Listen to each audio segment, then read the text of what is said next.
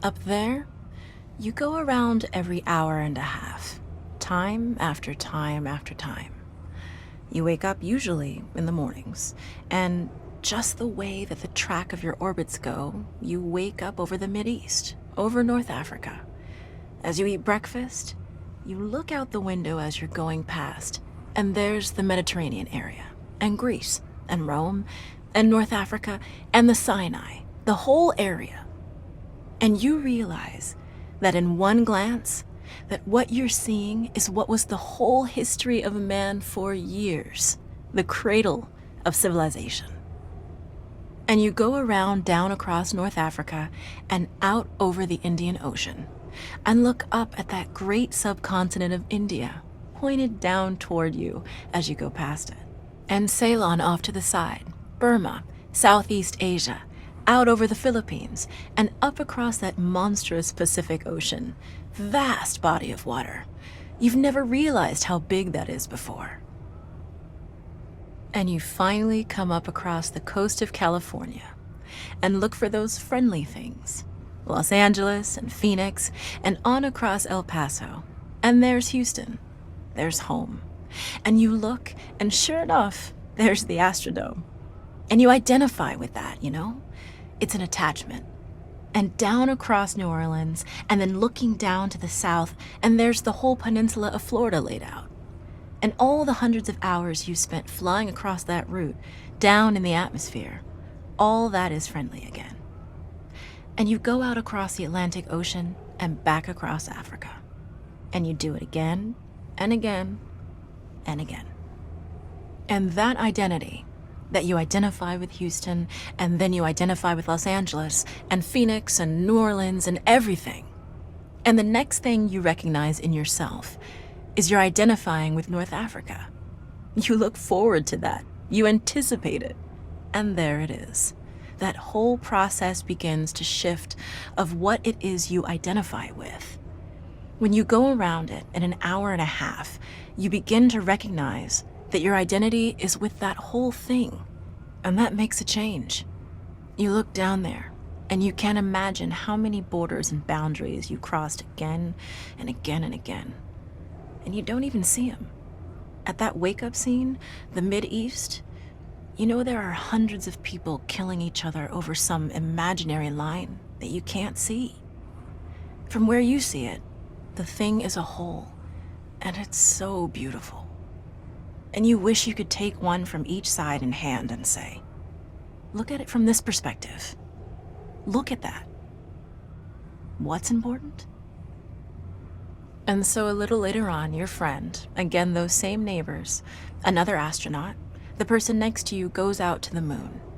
And now he looks back and sees the Earth not as something big where he can see the beautiful details, but he sees the Earth as a small thing out there. And now that contrast between that bright blue and white Christmas tree ornament and that black sky, that infinite universe, really comes through. The size of it, the significance of it, it becomes both things. It becomes so small and so fragile, and such a precious little spot in that universe that you can block it out with your thumb.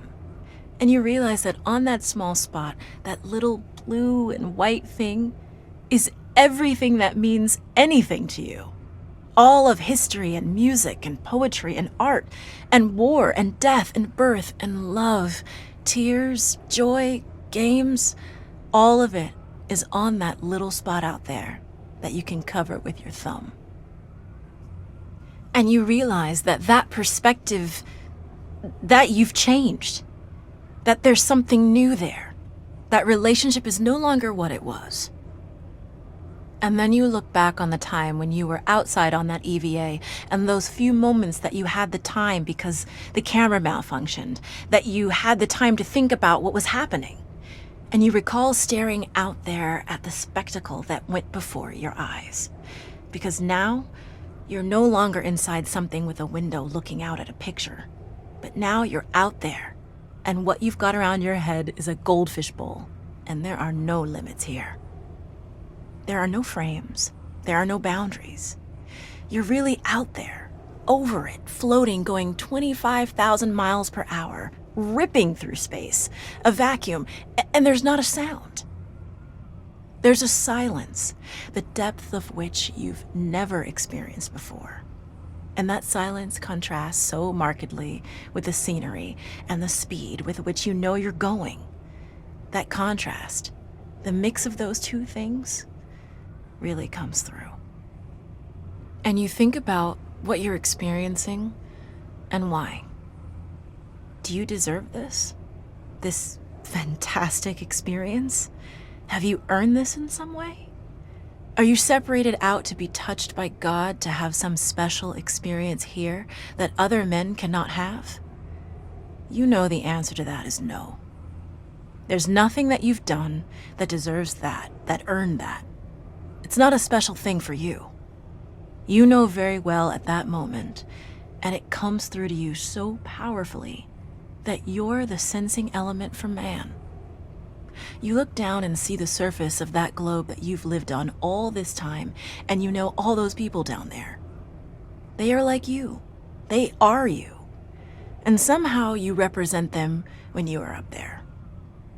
A sensing element, that point out on the end, and that's a humbling feeling.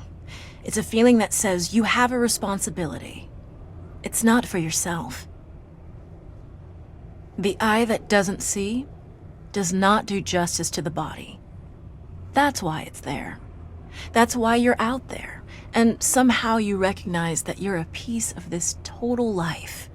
You're out on that forefront and you have to bring that back somehow. And that becomes a rather special responsibility. It tells you something about your relationship with this thing we call life.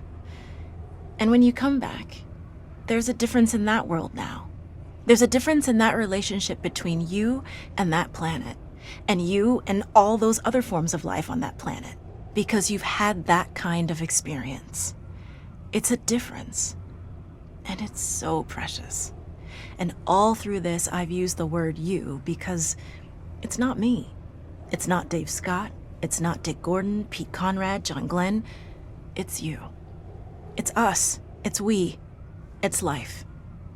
It's had that experience. And it's not just my problem to integrate. It's not my challenge to integrate, my joy to integrate. It's yours. It's everybody's. Russell Schweickart, 1975.